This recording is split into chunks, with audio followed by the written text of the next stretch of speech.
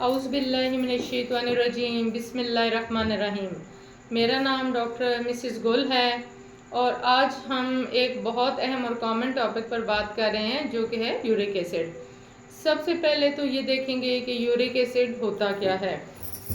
Uric acid क्या है? हम जो खुराक लेते हैं उसका ब्रेकडाउन एलिमेंट है जो कि प्योरीन्स के ब्रेकडाउन से बनता है।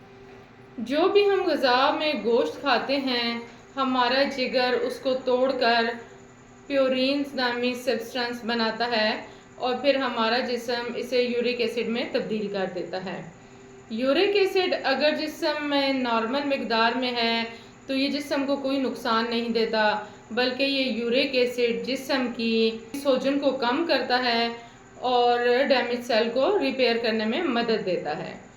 यूरिक एसिड बढ़ने की वजूहात क्या होती हैं, इस पर एक नज़र डालते हैं। सबसे पहले तो यूरिक एसिड बढ़ने की वजह हाई इनटेक ऑफ मीट यानी गोश्त का बहुत ज़्यादा इस्तेमाल करना या सी फूड का बहुत ज़्यादा इस्तेमाल करना या फिर ऐसी खुराक का ज़्यादा इस्तेमाल करना जिसमें प्योरीन्स मौजूद हों। इसके अलावा किडनी, अल्कोहल, ओबेसिटी और डायबिटीज़ में भी यूरिक एसिड बढ़ने के चांसेस बहुत ज़्यादा होते हैं।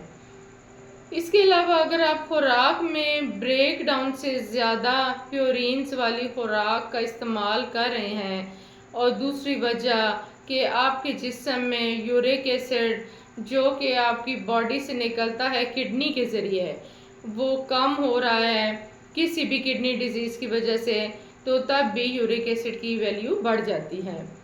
यूरिक एसिड की नॉर्मल वैल्यू 4 से 6 के दरमियान होती है।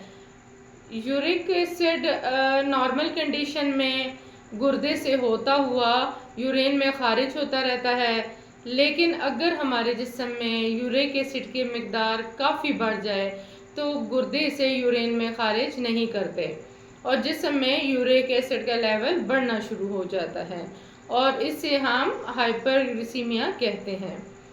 जब जिस्म में यूरिक एसिड बढ़ जाता है तो इसकी क्रिस्टल्स बन जाते हैं जो जिस्म में मुख्तलिफ जगह पर जमा होकर मुख्तलिफ बीमारियों का सबब बनते हैं।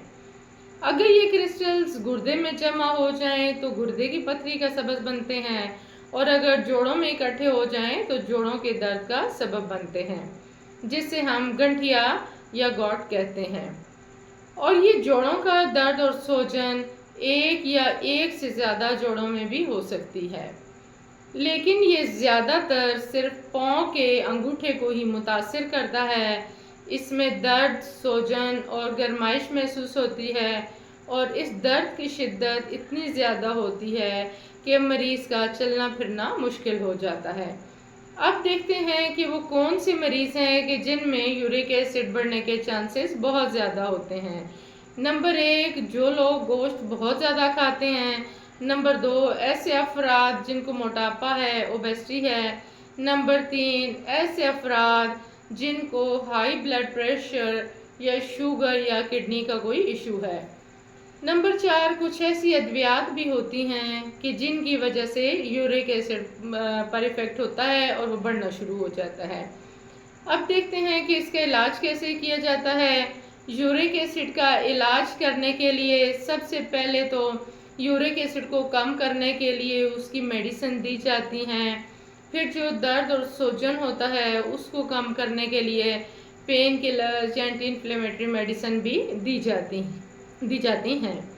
अक्सर ऐसा होता है कि कुछ लोगों में जब वो रूटीन के अपने टेस्ट करवाते हैं तो उसमें यूरिक एसिड का लेवल हाई आता है, लेकिन उसमें कोई अलामात नहीं होती, उनको सिम्टम्स नहीं होती, कहीं सूजन या दर्द नहीं होता। तो ऐसी सूरत में सिर्फ यूरिक एसिड कम करने की मेडिसिन दी जाती हैं, सिर्फ इसमें पेन किलर या एंटी इन्फ्लेमेटरी देने की ज़रूरत नहीं होती। ऐसे अफराद जिनको यूरिक एसिड बढ़ा हुआ है उनको ऐसी खुराक इस्तेमाल करनी चाहिए कि जिसमें फ़ाइबर का इस्तेमाल ज़्यादा हो, फ्रूट का इस्तेमाल ज़्यादा करें, जैसे कि एप्पल, बनाना, चेरीज़, बनाना, ऑरेंज वगैरह।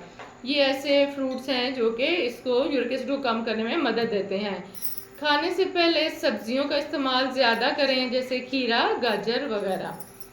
नंबर 3 है पानी का इस्तेमाल, इसमें बहुत ज़्यादा करें।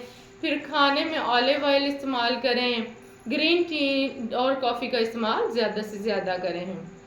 अब मैं आपको बताती हूँ कि अगर आपको यूरिक एसिड का मसला है, यूरिक एसिड का लेवल हाई है, तो ऐसी चीज़ें, ऐसी खुराक जो आपको नहीं खानी चाहिए, गाय का गोश्त, बकरे का गोश्त, कलेजी, मछली, सलाद के पत्ते, मटर, बंद गोभी, टमाटर, इन तमाम चीज़ों से परहेज़ बहुत ज़रूरी है।